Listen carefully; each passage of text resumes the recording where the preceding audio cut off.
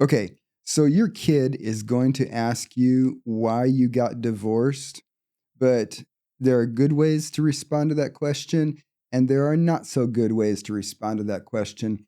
I'm going to explain. Stay tuned.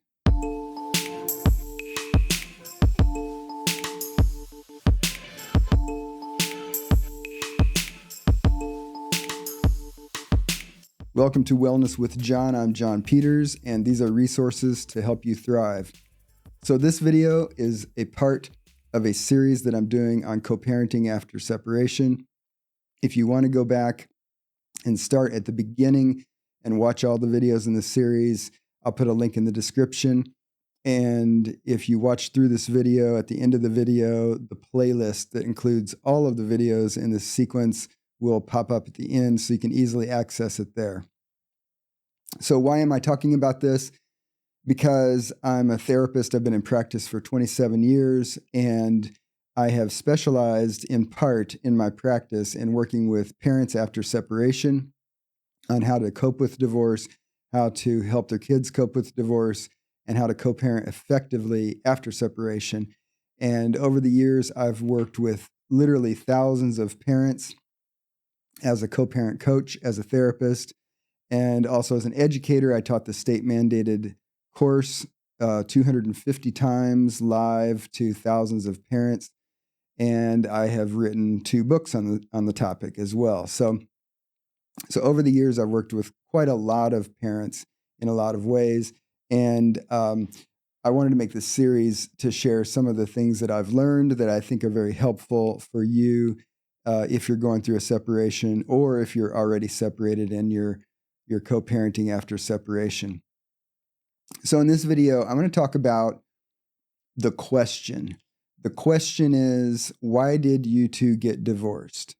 As a parent, after you separate, you are going to get this question. Your kids are going to ask you. And I think that there are good ways to respond to that question, and there are ways that are distinctly bad for kids. And if you don't think about this, and I'm glad you're watching this video so you can think about it, but if you don't think about it, then you're going to be caught on the spot when the question comes up, and the response you give may not be a good one, and it may not be one that's good for your kid. It may not be one that you're satisfied with later. Okay? So my goal is to empower you to know how to respond to that question so that you don't hurt your kid, and so that you're satisfied with how you responded to that later. So for one thing, just realize your kids are going to ask this question no matter how old they are. So it's not just when they're teenagers. It's not just when they're 35 and they're having a heart-to-heart talk with you about your relationship with them. You may get it today. You may have already gotten it. You will get it from your young kids. You know, a 4-year-old can ask you this.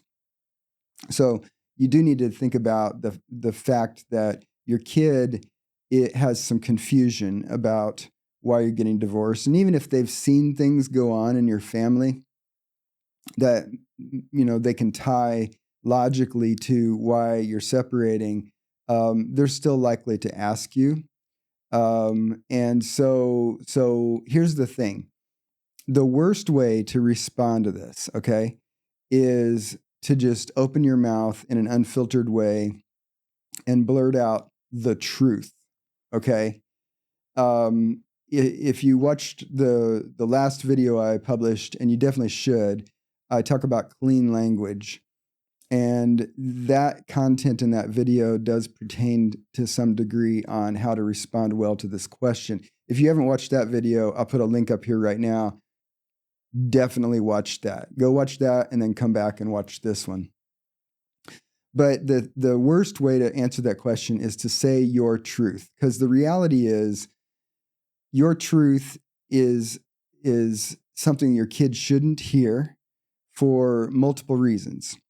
One reason is that the reason you and your ex have separated have to do with private adult things that are simply developmentally inappropriate to share with your kids, and also, given their role in the family and your role as their parent, are not appropriate either. Okay. Just like another intimate topic, if your kid walked into the kitchen while you're cooking dinner and ask you about your sex life with their other parent, okay, how do you two have sex? You wouldn't necessarily open your mouth in an unfiltered way and give a full, rich, truthful answer. You just wouldn't, okay? And a lot of the same reasons that you would filter that response for that question are the same reasons that you would filter your response to the question of why did you two get divorced, okay? There are private adult things that are important to how you came to your decision to separate that your kids don't need to know, okay? Now, when they're 35 years old, years later, you can decide if there's some of that you want to share. But even at that point, there's probably lots of personal details that you wouldn't share with even a 35-year-old child, okay, of yours. So one reason to filter the result is that there's just stuff they don't need to hear. They don't need to be involved in. And if you do start opening up and talking about the intimate details, then that burdens you for having to make that make sense to them. And it may make sense to you, more or less, but we don't need for your kid to make sense of your divorce in the same way that you're making sense of your divorce. Okay? They don't need to have the same understanding of your divorce that you do. Okay? So unburden yourself of thinking you have to give an answer that satisfies them and satisfies you that they're fully informed. Okay? The goal is not for them to be fully informed. The second reason to filter the answer is that, just like in the last video where I talked about clean language, they don't need to be harmed by being put in the middle of your conflict or confused or taking the divorce personally, because kids will take it personally, especially kids around puberty age and beyond. But even some younger kids, they can take the divorce personally, okay? So they don't need to hear something that actually brings them into the strife of the divorce, okay? Now, parents sometimes say, well, John, what the heck am I supposed to say if my kid asks that, okay? Because you're on the spot. And as a parent, even as a human being, not, let alone parent-child interactions, just as a human being, if someone asks me a question, there's a part of me, there's a part of you, all of us, that wants to give an answer that produces some level of satisfaction, okay? So if you say, hey, John, what'd you eat for lunch today? And if I just sit and stare blankly at you and don't respond, then you're uncomfortable because you didn't get some sort of meaningful response to your question. And if I'm paying attention to your discomfort, now I'm uncomfortable because you're uncomfortable with my response, okay? We have a natural built-in desire to respond to queries that don't produce those two types of discomfort, either your discomfort or my discomfort, okay? We aim for responses to answers that reduce stress rather than increase stress in general, okay? Unless you're just in a mood to be a jerk, okay? But in general, we have this pressure to give a satisfying response.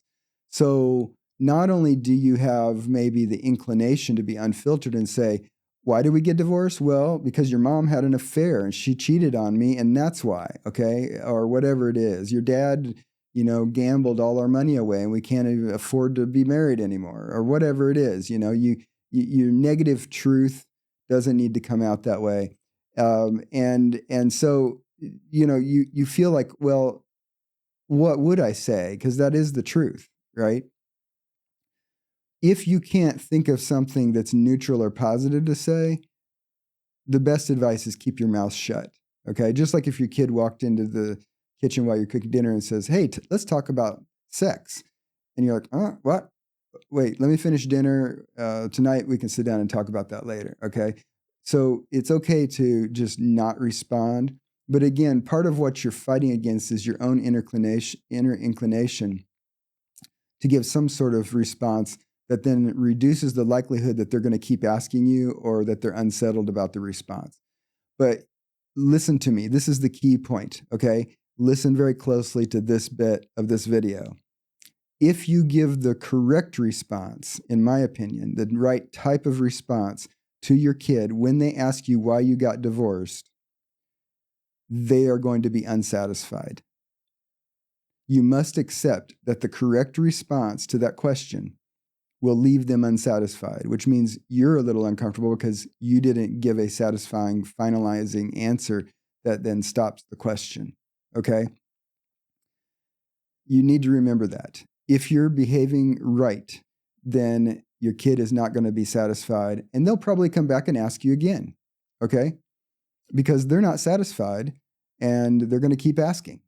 And if you're doing the right thing, in my opinion, then you're going to keep giving an insufficient, not satisfactory answer that doesn't finalize the question. And the reality is they don't need to know why you got divorced. They just need to know what's going on in the family, okay? What are we doing today? What are we going to do next week, okay? They don't actually need an answer to why you got divorced. Maybe, again, when they're 35 years old, you can consider talking more openly about the situation. But then at that point, years later, your truth is going to be a different truth. Because when you're going through a dynamic, stressful situation like a divorce, your truth from one day to the next may change, okay? So opening your mouth and giving your truth isn't actually the full truth, because your settled truth about it isn't going to come until months or years later anyway.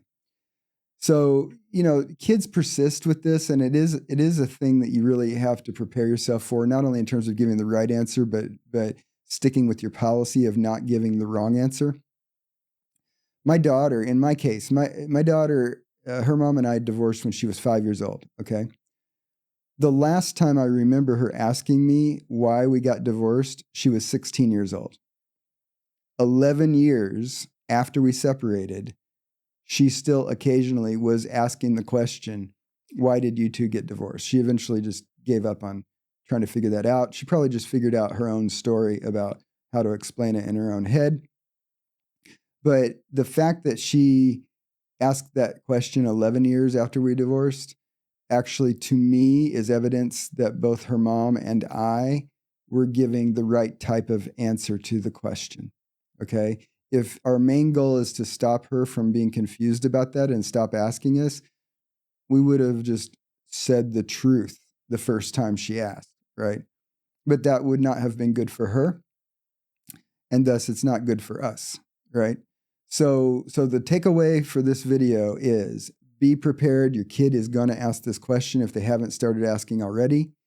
The right answer is actually not the satisfying answer. So you have to be comfortable with your kid not being satisfied with the answer, because the right answer is one that actually doesn't answer the question. They don't need to know, okay? You can divert their attention. You can say something vague. Well, we just decided to not be married anymore, okay? But the reality is the vague thing isn't going to be satisfying to them either, because they're like, what the heck? You just decided not to get married anymore? That still doesn't make any sense. Why'd you get divorced, right? So it's okay to steer toward vague and neutral that doesn't diss the other parent.